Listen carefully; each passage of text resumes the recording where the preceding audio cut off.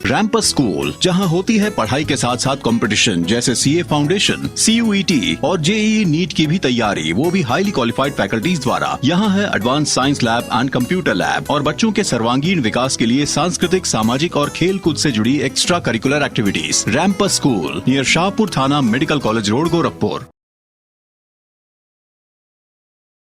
लंबे समय के इंतजार के बाद 22 जनवरी को श्री राम जन्मभूमि मंदिर में प्राण प्रतिष्ठा होने के बाद पहला श्री राम जन्मोत्सव संपन्न हो गया है।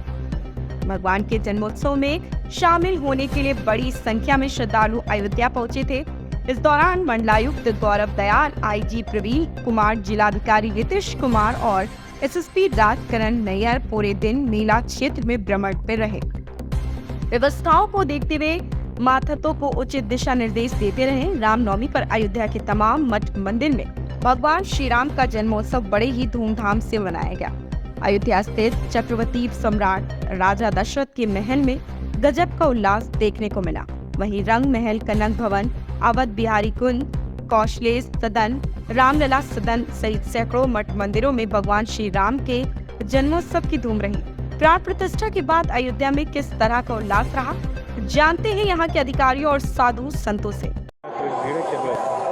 नहीं, यहाँ पे हम लोगों ने इस बार रामनवमी के दृष्टिगत व्यापक इंतजाम किए हैं और सबसे महत्वपूर्ण है कि आपका सरयू नदी किनारा भी आप देख रहे हैं, वहाँ पे जल पुलिस है, एसडीआरएफ की टीम, एनडीआरएफ की टीम लगी है। हम लोगों ने विशेष प्रिकॉशंस लिया है क्योंकि रामनवमी में लोग स्नान अधिक करते हैं, उसके बाद विभिन्न मंदिरों में जाते हैं, तो इसके दृष्टिगत हम लोगों ने व्यापक इंतजाम किए हैं। स्थानीय गोताखोर भी लगाए हैं और साथ साथ हम लोगों ने पूरे एरिया को जोनल और सेक्टर मजिस्ट्रेट में बांटा है और इसके तहत पूरी तैयारी की गई है। पेयजल की हम लोगों ने इस बार व्यापक व्यवस्था की है, रेलिंग की व्यवस्था व्यापक की है कि लोग स्मूथ तरीके से दर्शन कर पाएँ। रामलला का दर्शन, हनुमानगढ़ी का दर्शन, कनक भवन का दर्शन और जो राम जन्मोत्सव का जो कार्यक्रम है उसका सीधा प्रसारण किया जाएगा। लगभग 150 एलईडी लगाए गए हैं, 50 मूवेबल हैं और 100 स्टैटिक एलईडी लगाए गए हैं कि हमारे विभिन्न जगहों स्थानों से जो होल्डिंग एरिया है वहाँ से हमारे श्रद्धालु हैं उसको कार्यक्रम को, मुख्य कार्यक्रम के प्रसारण को देख पाएँ।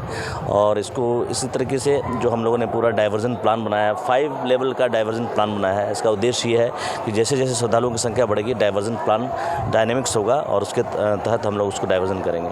तो काफ़ी बेहतर व्यवस्था की गई है, मैटिंग की व्यवस्था की गई है, जूता चप्पल रखने की व्यवस्था की गई है, शेड्स लगाए गए हैं, मैट लगाए गए हैं और जो रेलिंग्स जो लगाए गए हैं वो बहुत बड़े पैमाने पे भक्ति पथ पे, जन्मभूमि पथ पे लगाए गए हैं। जगह जगह हम लोगों ने अस्थायी चिकित्सा शिविर लगाए हैं जो कि गर्मी के दृष्टिगत वहाँ पे ORS भी रखे गए हैं और भी अन्य जो डिहाइड्रेशन के संबंध में कुछ समस्या आएगी उसके लिए चिकित्सक टीम में पूरी लगी हुई है, फार्मासिस्ट लगे हुए हैं, डॉक्टर्स लगे हुए हैं। और इसके साथ साथ हम लोगों ने श्री राम हॉस्पिटल में, डिस्ट्रिक्ट हॉस्पिटल्स में, दर्शन नगर मेडिकल कॉलेज में हम लोगों ने अस्थायी रूप से बेड रिजर्व किए हैं और एम्बुलेंसेस की मेन पॉइंट्स पे व्यवस्था की गई है। तो एक काफ़ी व्यापक व्यवस्था है और साथ साथ राम मंदिर में जो एग्ज़िट रूट भी बनाया गया है और प्रसाद वितरण की व्यवस्था की गई है ट्रस्ट के द्वारा। उसके बाद फिर उसके साथ साथ एग्ज़िट रूट नए बनाने से काफ़ी सहूलियत मिली है और पूरा जो डाइवर्जन प्लान हम लोगों ने बनाया है और रोड चौड़ीकरण होने से काफ़ी व्यापक इसका लाभ मिला है। क्योंकि आप देख रहे होंगे अयोध्या में जो भी हमारे धाम क्षेत्र है उसमें रोड चौड़ीकरण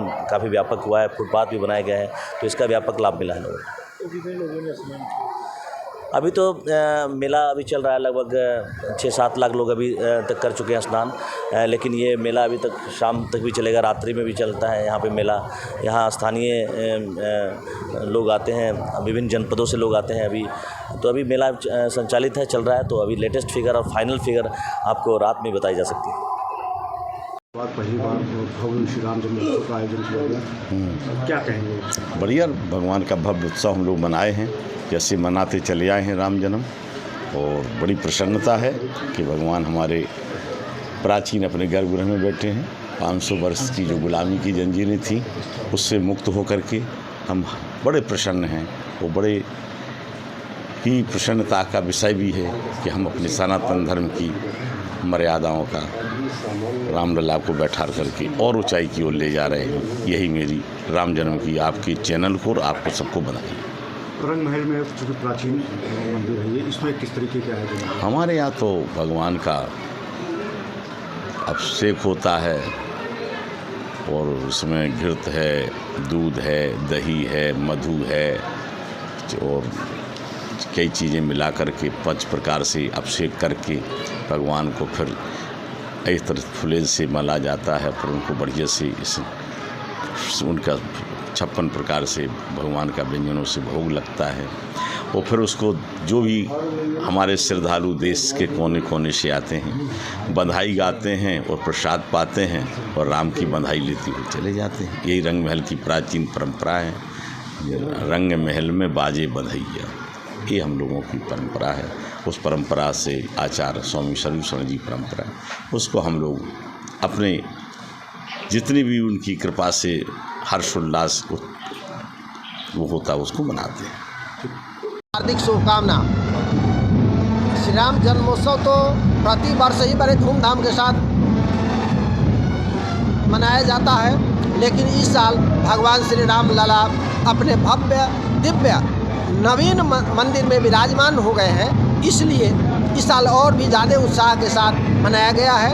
इसी श्री राम जन्म महोत्सव के उपलक्ष्य में बाजे बज रहे हैं, बधाई गान हो रहा है, कथा का आयोजन किया गया है, अनेक कार्यक्रम किए गए हैं।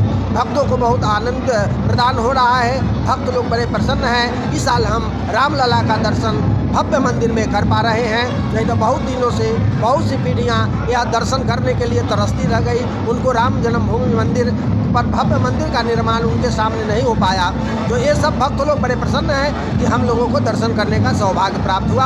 आप सभी लोगों को श्री राम जन्म महोत्सव की हार्दिक शुभकामना। जय सिया राम। रामं रामानुजं सीतां भरतं भरतानुजं सुग्रीवं वायुसूनुं च प्रणमामि पुनः पुनः। जय जय श्री सीताराम।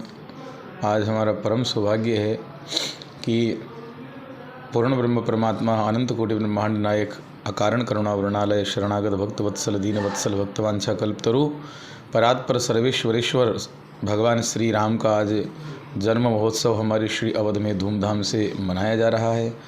और प्रतिवर्ष ये हर्षोल्लास से आज नवमी जो है चैत्र शुक्ला नवमी को उत्सव मनाया जाता है, पर इस बार विशेष उल्लास देखने को मिल रहा है कि जहाँ पहले हमारे सरकार तंबू में टेंट में विराजते थे, अपने अब नव्य दिव्य भव्य प्रासाद में विराजमान हैं और विश्व भर के तमाम लोग आज दर्शन के लिए यहाँ प्रभु का यहाँ दर्शन करने आ रहे हैं। और आज श्री अवध तो साक्षात साकेतपुरी ही, यहाँ का तो वर्णन शब्दों में किया ही नहीं जा सकता। प्रत्येक मंदिर मठ में आज यत्र तत्र सर्वत्र भगवान का दिव्य भव्य उत्सव मनाया जा रहा है। हमारे यहाँ श्री अवध बिहारी कुंज में भी हमारे महापुरुषों की परंपरा है और आज गुरुदेव भगवान की कृपा से हमारे यहाँ भी अनेक राजस्थान प्रांत से, गुजरात, महाराष्ट्र, उत्तर प्रदेश, बिहार, अनेक प्रांतों के हमारे सती सेवक यहाँ आए हुए हैं, संत महात्मा आए हुए हैं और बड़ा धूमधाम से उत्सव का आनंद सबने प्राप्त किया है। और हमारा तो परम सौभाग्य है, हमारी सनातन संस्कृति में ऐसा दिव्य भव्य उत्सव आयोजित किया जाता है। बिंदु जी भी कहते हैं कि हिंद में प्रतिवर्ष ये आती है नवमी राम की, राम का सुमिरन करा जाती है नवमी राम की। तो हम तो परम सौभाग्यशाली हैं, हमारे से बड़ा सौभाग्यशाली कौन होगा।